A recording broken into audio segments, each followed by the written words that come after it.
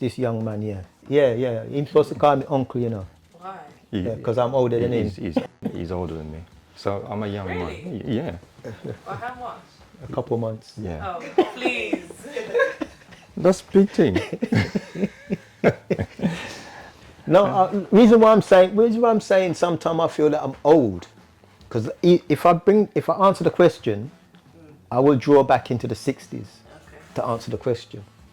And what happened 20 years ago to me was just round the corner. Yeah. That round the corner. But the discussion is still the same discussion. I'm finding artists today are still having the same discussion, very much which we were having 20, 40 years ago. So it's like, it's very strange when you talk about representation, that we're still talking about representation. And now I'm asking myself, what does it actually mean? Because it's not the same thing in which I grew up with.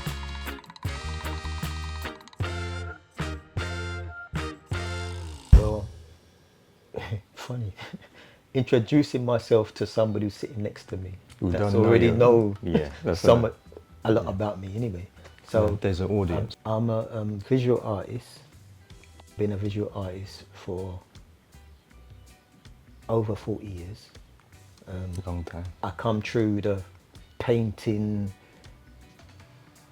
sculpture as well, kind of line of producing art, but also I did film sets and theatre work, and and I do a little bit of tutoring as well within this visual arts label. I produce cards, but the cards are not my main avenue of presentation of art. I do art that is connected with some kind of African retention or something that I visualize connected with Africa. Yeah. We used to call it African centered, right? Yeah. Now they've got different words. Yeah. I can give you a little bit of my lineage, as in Jamaican parents. I grew up in Britain and London, and I did go to art school, but I went to art school a bit later, as you know, a bit later then. So I didn't leave school and left school and went to work, and then decided to go to art school afterwards. And then after art school, I ended up at the Black Art Gallery, and the Black Art Gallery in Finsbury Park is where I believe most of my training or understanding of arts came from. I mean, you forget to say your name, right? Oh yeah, Ken McCalla. Ken McCalla, okay. And I think from the beginning you've always been a multidisciplinary artist. How they talk about those, how artists refer to themselves today. And then I think I've probably been a less multidisciplinary artist than you, because my genre was not as versatile as yours in the beginning.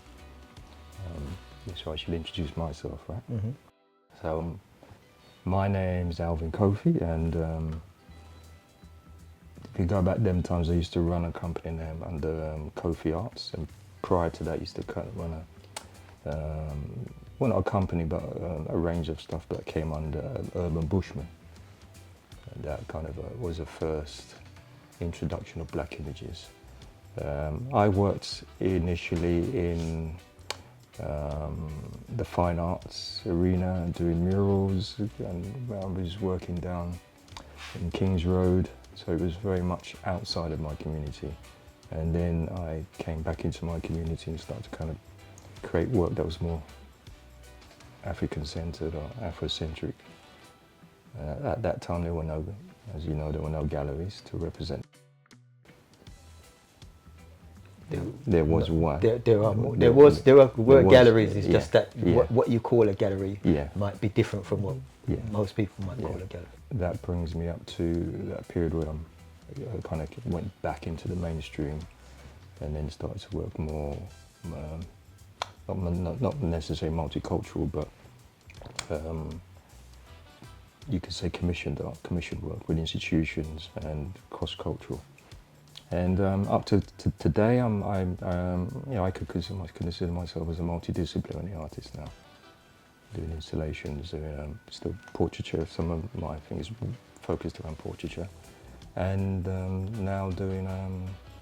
I want to kind of go back to sculpture. I've got a leaning back to sculpture. Yeah. Okay.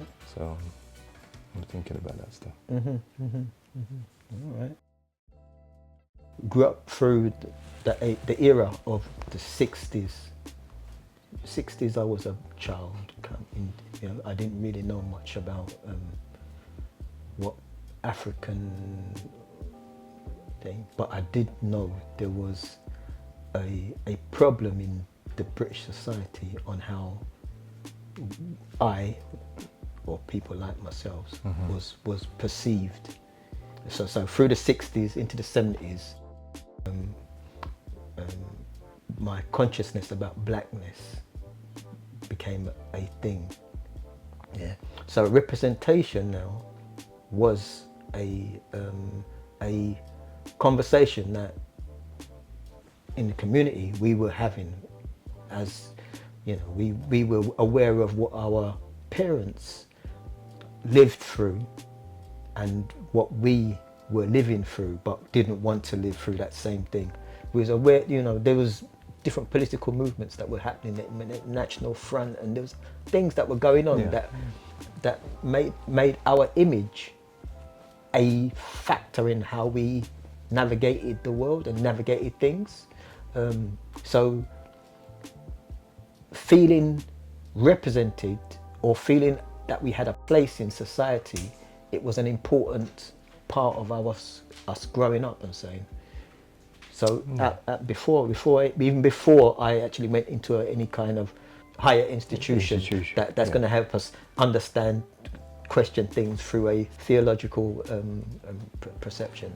I think one of the things, in different ways, we were all aware the weight of racism in a naive sense, right? But when you are now have this notion of becoming a person that's responsible for creating works of art or images that are reflective of you, that questioning and that dialogue around what that should be, I think that brings it into a focus that you got to struggle with, because then you begin to realize that actually, my God, actually there's no representation of us from a UK perspective, particularly as a UK perspective, because remember a lot of that early period was coming from African American art, was kind of influencing the visual presence in the market, and that wasn't ubiquitous, it was quite limited. So I think in terms of representation, for me as an artist, it came to start focus that my God, there actually isn't anything that actually represents us out there.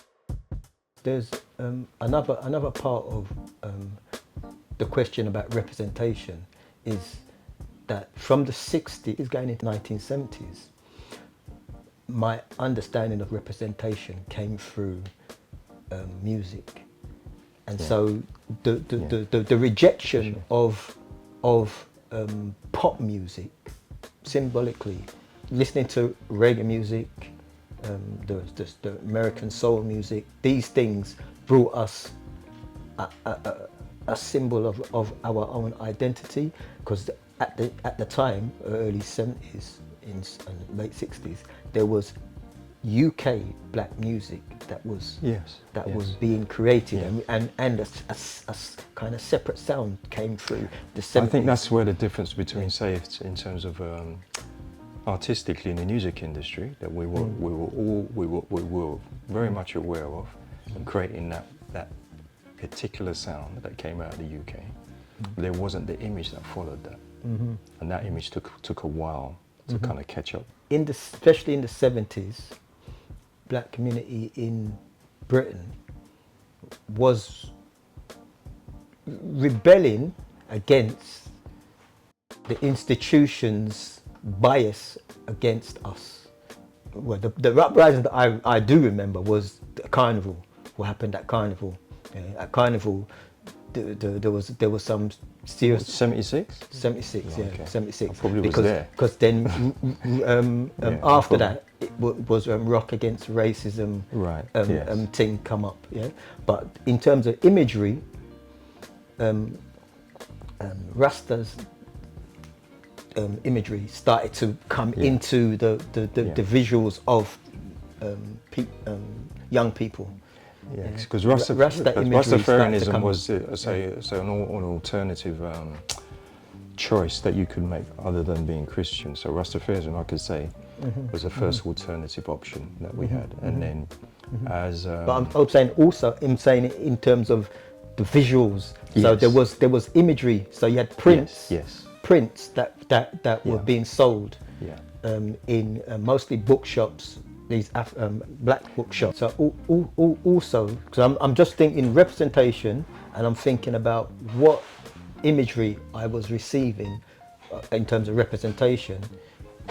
There was the record covers was one, and you got, but in terms of in the UK, artists producing imagery with black people, it was through books. So you had some artists like Errol Lloyd, Ozzie Murray, some black artists that were working in Britain, producing book covers for books that were talking about the black experience in the UK. So that was from the late 60s into the early 70s. So the cards came out. The cards came out through the bookshops in terms of the Rasta imagery on cards was in some of these bookshops. Yeah, that I remember, like Grassroots and Head Start. So you had Head Start. They had those. They started to do card imagery. Yeah. Because I wasn't political in the same way some of your early work. I wasn't political. I don't think I'm political even now. No, you don't. But one thing that I'm aware of in terms of how I use art and us being labelled as things. So black youth, young men, being labelled as a particular entity, labelled. The label, as in when the sus laws was going on, and we were being stopped and searched on the suses stop and search on the roads.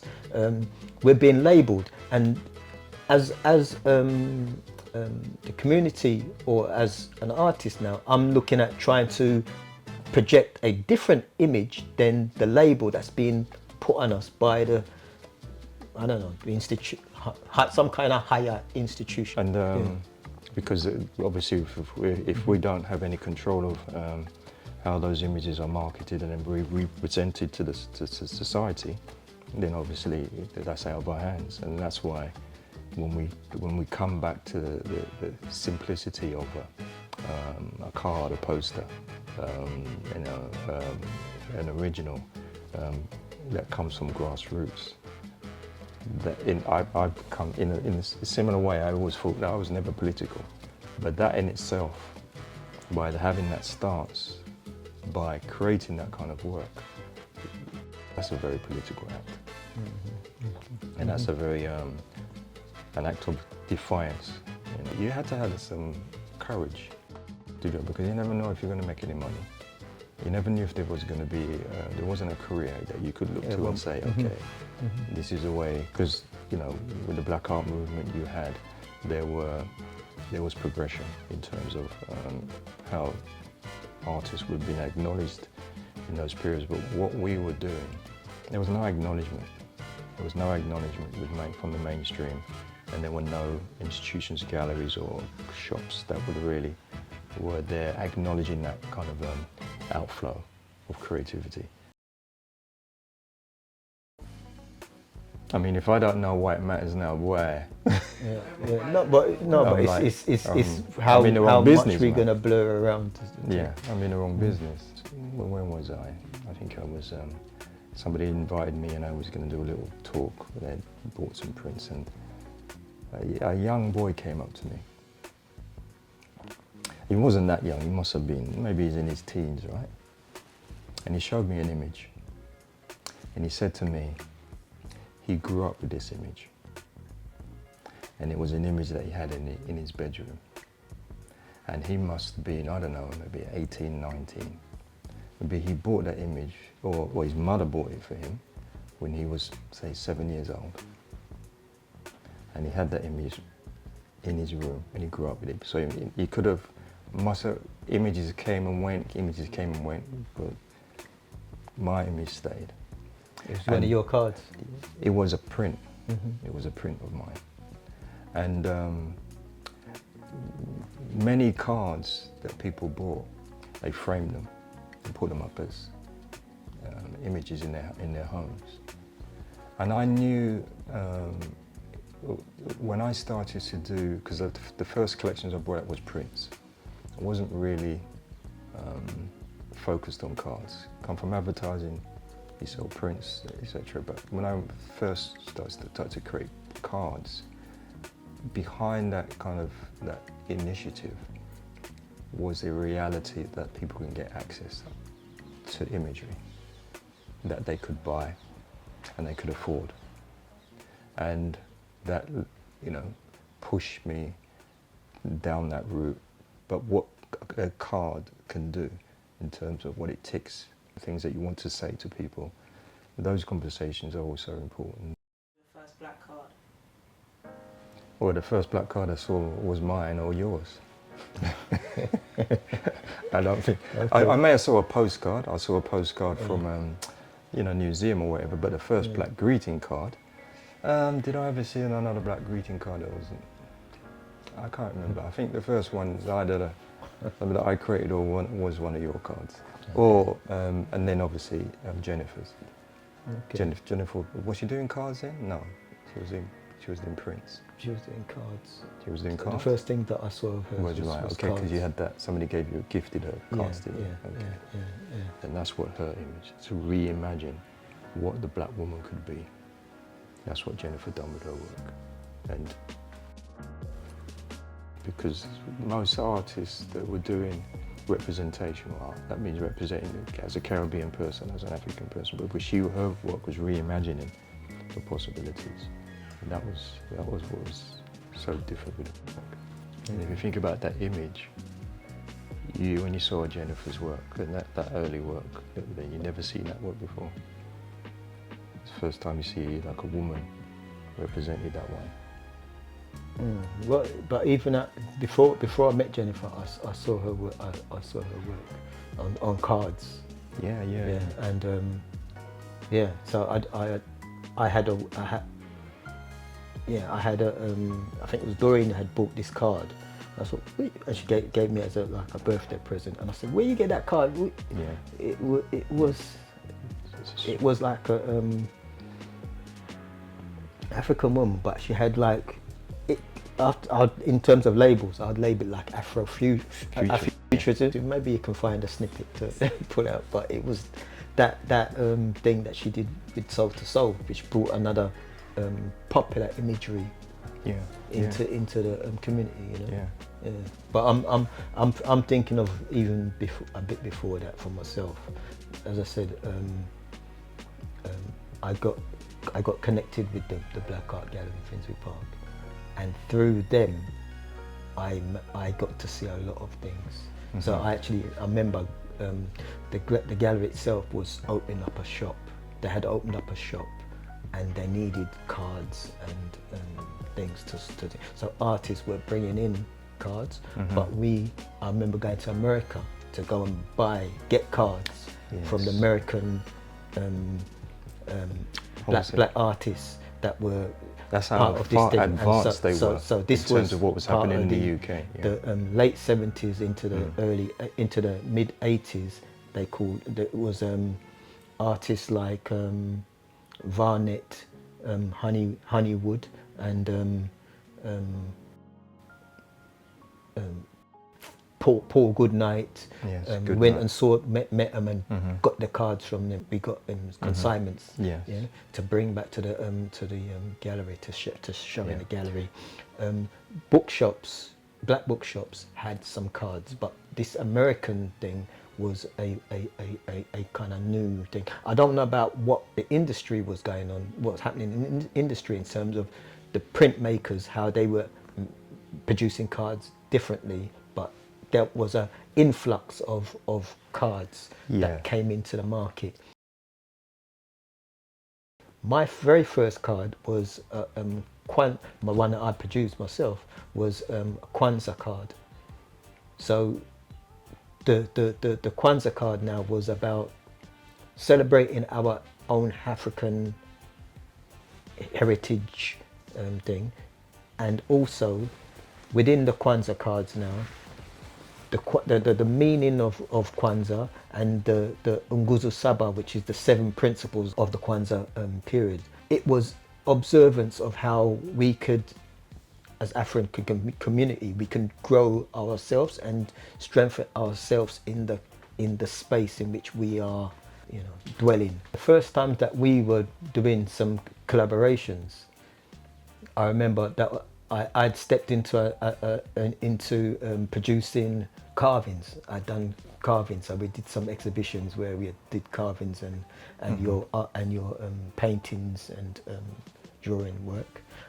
But I remember I produced some handmade cards using some of the imagery of Dinkra symbols and mask making that I was working on. Yeah, I remember those cards. So I was making these cards out of natural materials. Yeah. It's related to my carving, but also in mind it was so that people could have an original piece of artwork in their home or take it away and use. Because I remember people bought those and framed those too, right? Yeah, they but initially were cards. They were cards, yeah. So they could access. Yeah, and so one point for myself is that, and it happened from the time I started in the Black Art Gallery, but also it happened slightly earlier.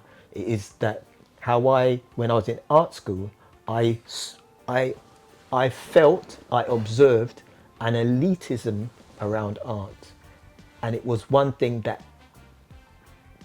helped, let's say helped, it shaped me into rejecting this elitist institution I was involved in. I felt that I wasn't part of.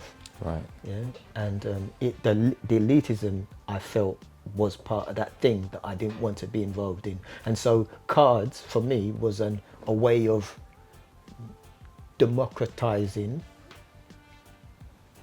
this thing of, well, all people can have piece of art, and not just piece of art, we can put it in our homes. We can have it in our homes, and it's like, what is the function of art? One other point that I'd like to just put out there was, growing up as a youngster, I don't know if you remember our parents going on to seaside trip, coach trip, outing. I don't know what the term you call it, outing mostly.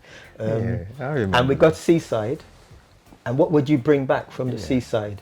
Yeah. It's either sticker up, and postcards. Yes. You have to have some kind of souvenir from the place that represented the place.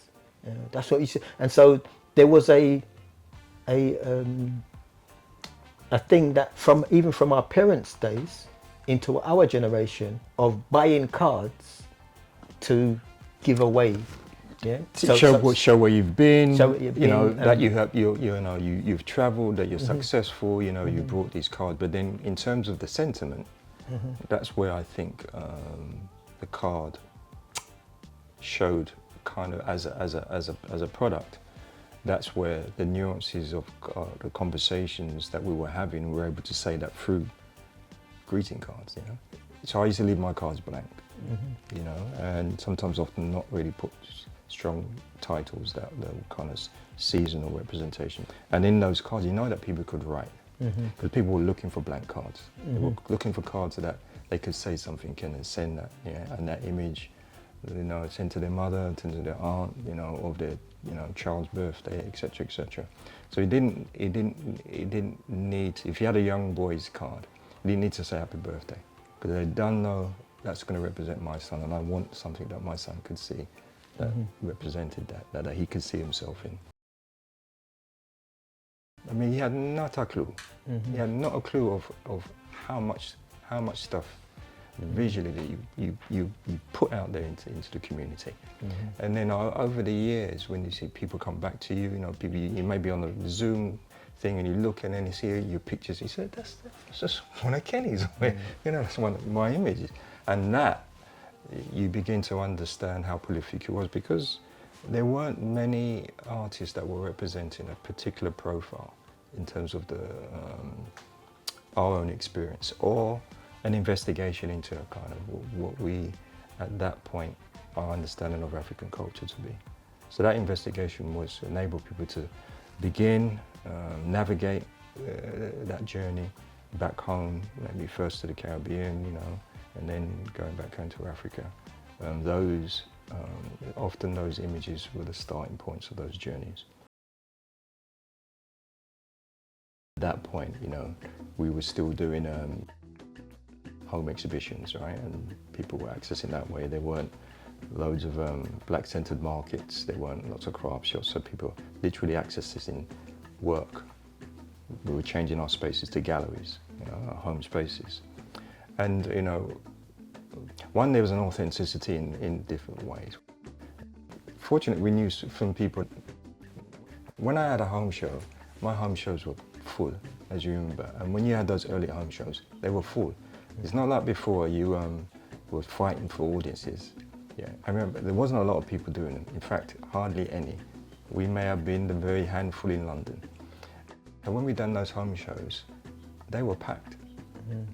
And I remember people coming in and you know, people are jostling, you know, big for spears for look for the picture, and then staying in, and you cook food run out, and the people there till 1, 2, 3 o'clock in the morning, and still coming in and buying images. And then the other thing is about when I talk about authenticity. Authenticity is having spaces that are ours, having those spaces that we feel comfortable in.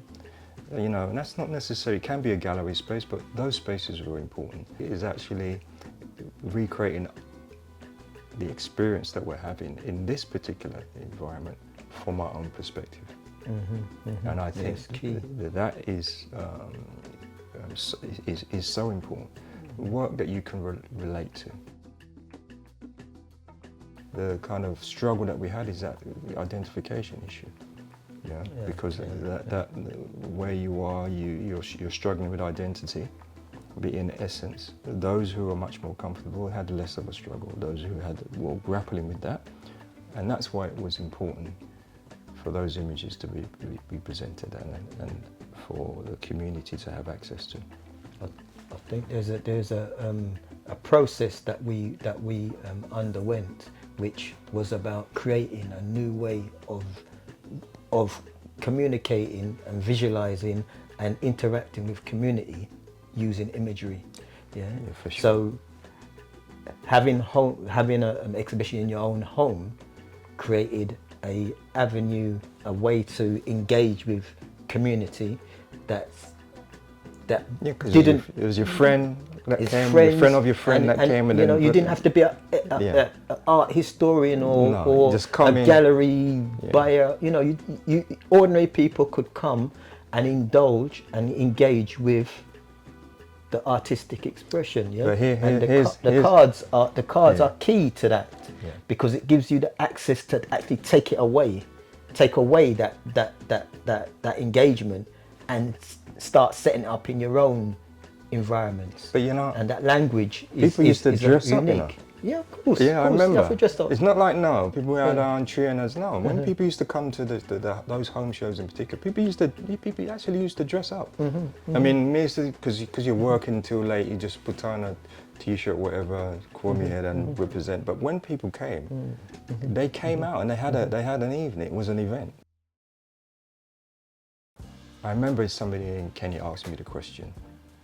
He said, "Well, you know, you guys creating this work and the image is so different." And I said to him, because we never came and we knew we had to reimagine that image. And that work came out with the reimagination. And that was so kind of profound about that, because then that work, that image is not out there.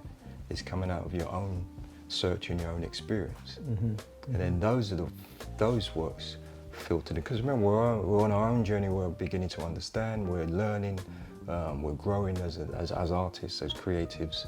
But of course, you know, where somebody writes or sings, then we create images.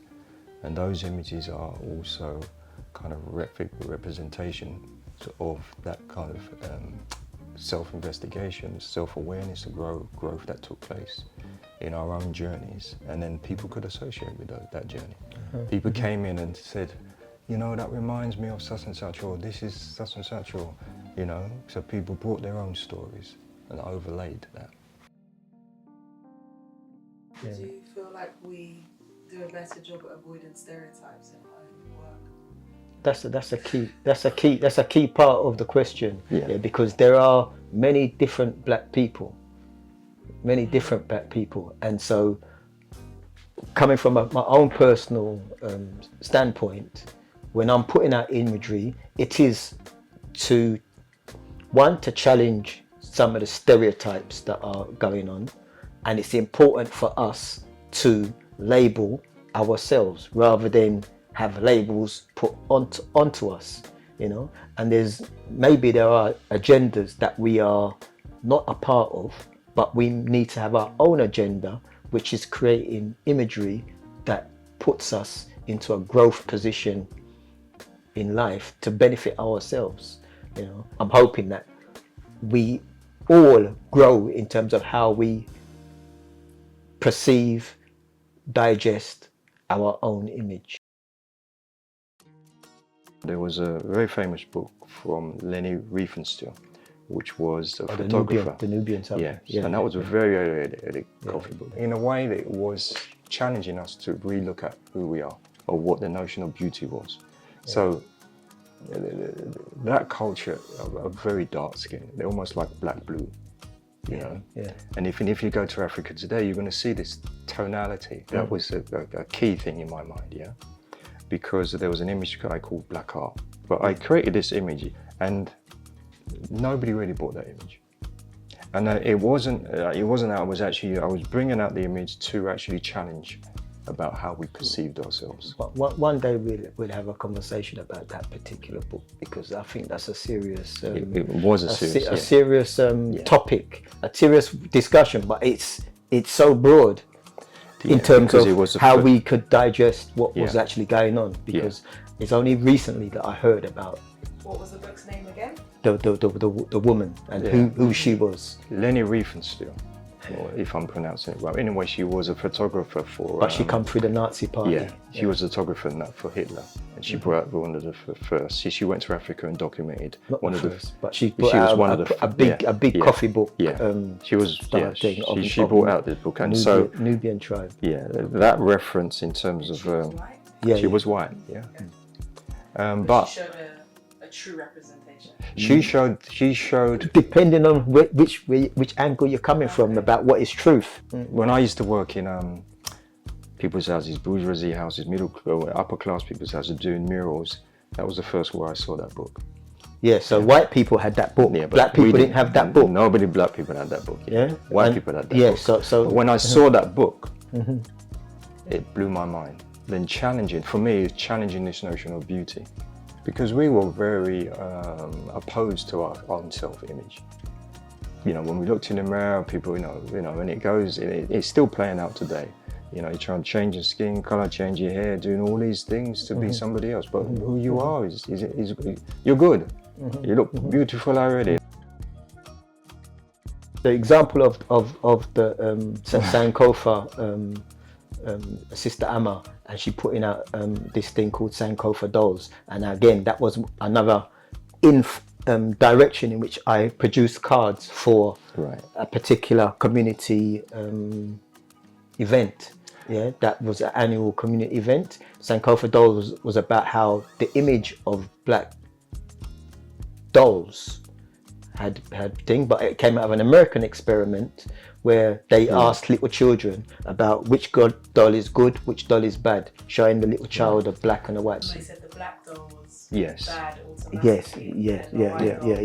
And so they did that experiment in the 60s, they redid it in the 70s to another set of children, and it was the same result. Same result. Yeah? Okay. The same result. And then in the 2000s now, a similar result was happening. So when we talk about accessibility and re-correcting, and we can't just set it straight. Well, in our lifetime, we can do our little piece, yeah? But that is a massive job. Mm-hmm. And say, like for me, I know that that's what the work is about. Mm-hmm. There is nothing more important. Because if you correct that, the world is good. Mm-hmm. You know, the problem is in terms of our own self-image, that, you know, that is the underlying thing that we have a dissociation with.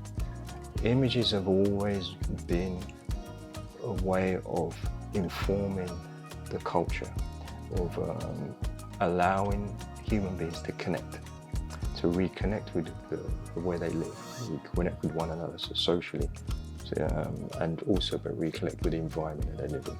Imagery has always been about that. So I think the work is still the same. For me, on numerous occasions, when that young person comes and they give me that, they bring up a picture and it's their screensaver or something, and they say, I grew up with this image, I'm good. To me, that's what the work is about. When they bring that image up and they grew up with it and it allowed them to see themselves, I know I contributed something. Mm-hmm. I think the positive that I can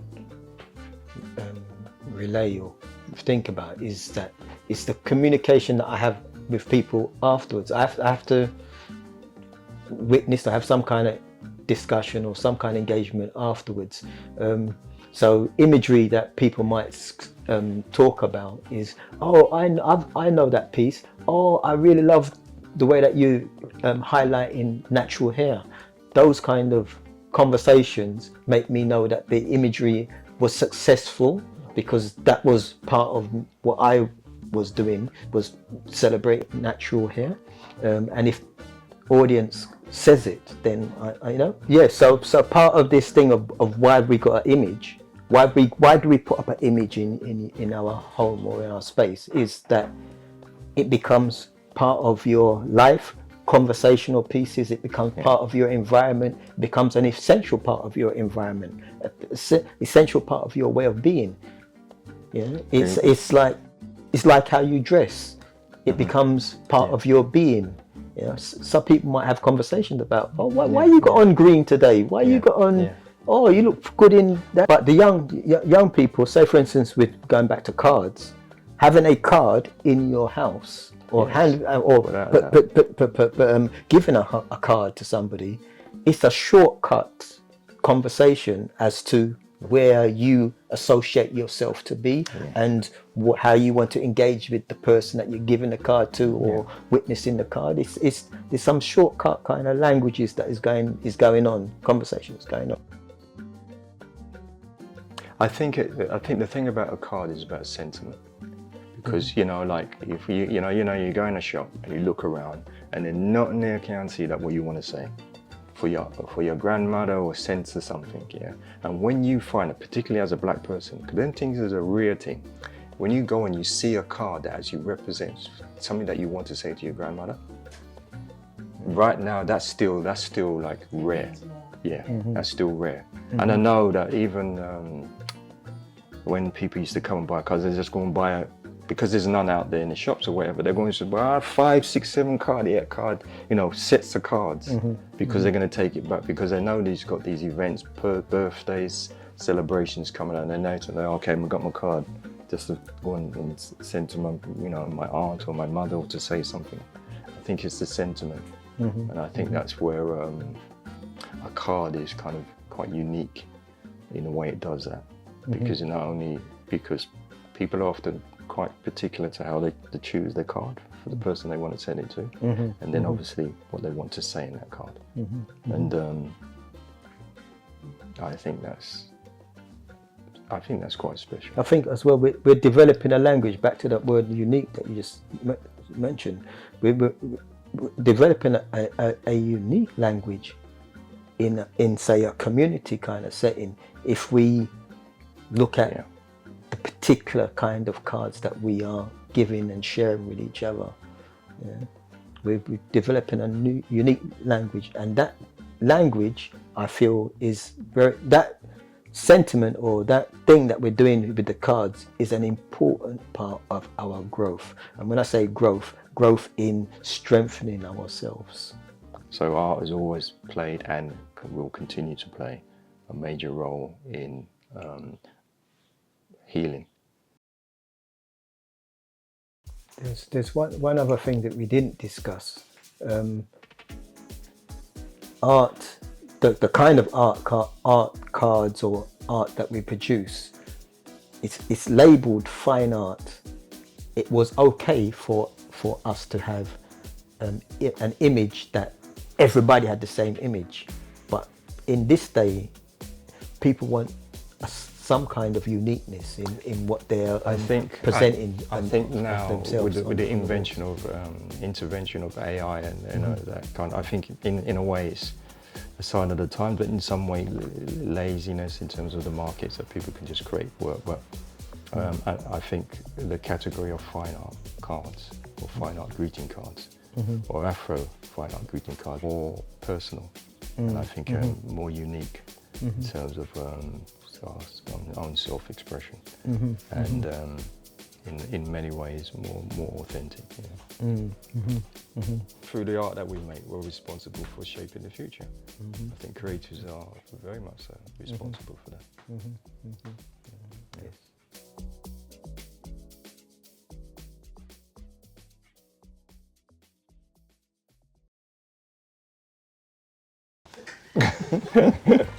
Yeah, you got it? 1, 2.